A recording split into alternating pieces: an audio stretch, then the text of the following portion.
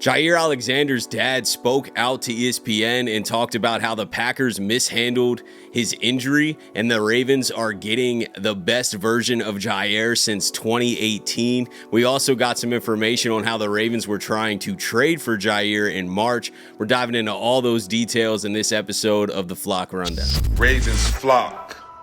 Flock Rundown is the place to be.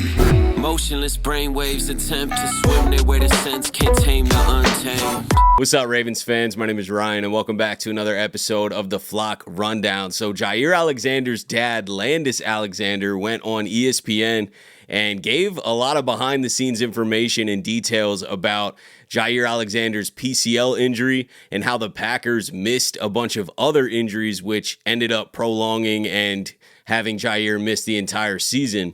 But now the Ravens are getting the best version of Jaire Alexander and said that he hasn't felt this good since 2018. This injury last year, I guarantee you 100%, had they taken that injury seriously when it happened, he would have been back for the stretch of the season at the end. Because the PCL thing, they dealt with it. It was said that he would be back in 3 to 4 weeks or whatever. The problem with that was when that happened, he went back out there and tried to work and go, and he was cutting and he couldn't do something, and he was like, this hurts. I'm in pain right now, and I can't do this thing. He tried to go out there with Chicago, same situation.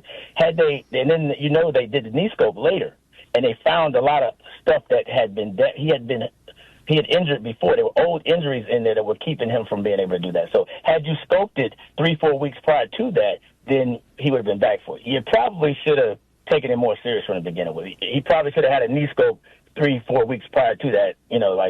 During the time that they said it was the PCL, okay, PCL did heal. They were right about it. It was a torn PCL. It did heal in 3-4 weeks. The problem was the other stuff that was in there. And I have all the pictures of it and everything that they saw before and everything that they took out after the scope. So he really had a bigger problem than the PCL. Green Bay let him go when he was feeling his best. I promise you that he is in better condition than he's been since 2018. So according to Landis, the Packers just didn't dig deep enough into Jaire Alexander's knee and discover the other lingering factors that were going on. He was saying that they could have just scoped it and he would have been back by the end of the season. He would have been back down the home stretch of the season.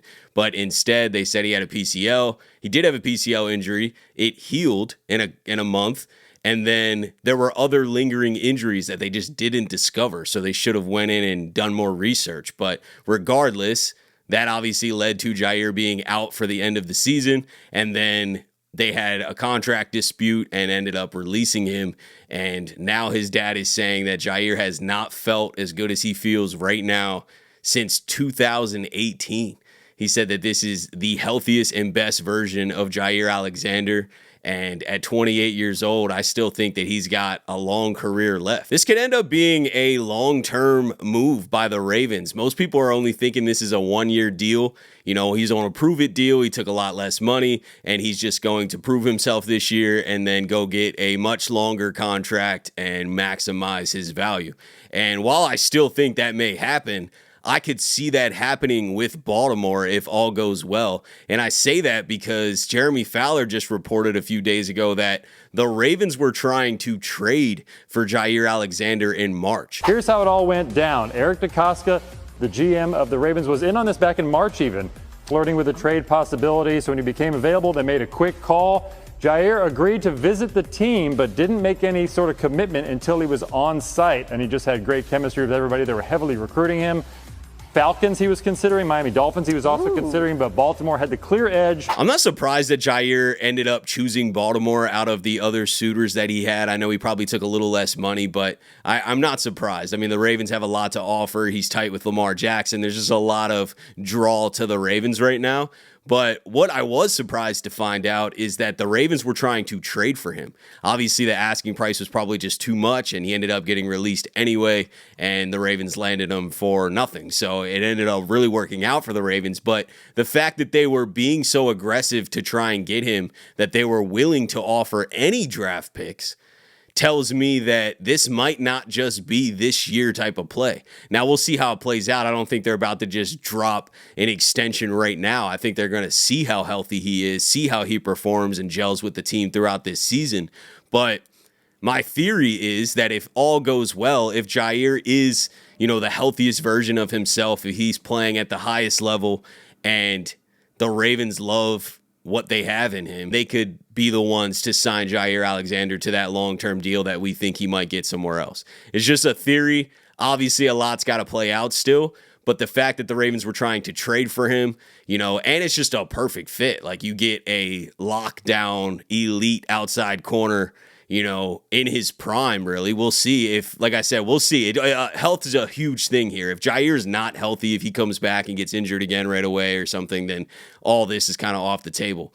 But if what Jaire's dad is saying plays out, and this is the best version of Jaire, then the Ravens are getting an all-pro Pro Bowl player in his prime. So why would the Ravens not want to extend him for 3 or 4 more years and just ride the wave out? They already have him on the team. Now, Marlon Humphrey will also be a free agent, so I'm not sure if the Ravens are going to end up paying both of them. I think that that's probably unlikely. So if the Ravens do want to keep Marlo around for a few more years, then maybe that takes the Jaire Alexander long-term signing off the table. They may have to choose between those guys. I think that both of their markets are going to be solid.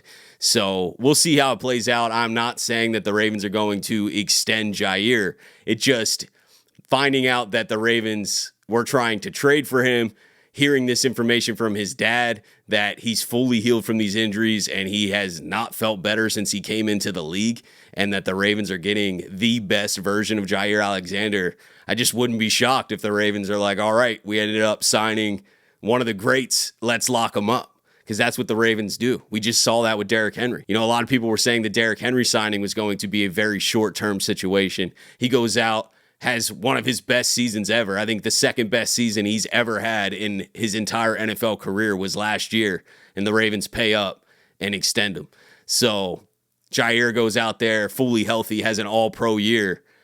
It would not shock me if the Ravens are like, yeah, we're keeping him around for 3 or 4 more years. So we'll see how it plays out, like I said, but I think this is some great insight that Landis provided to us, and also gets me excited because I really think the Ravens are getting the best version of Jaire Alexander.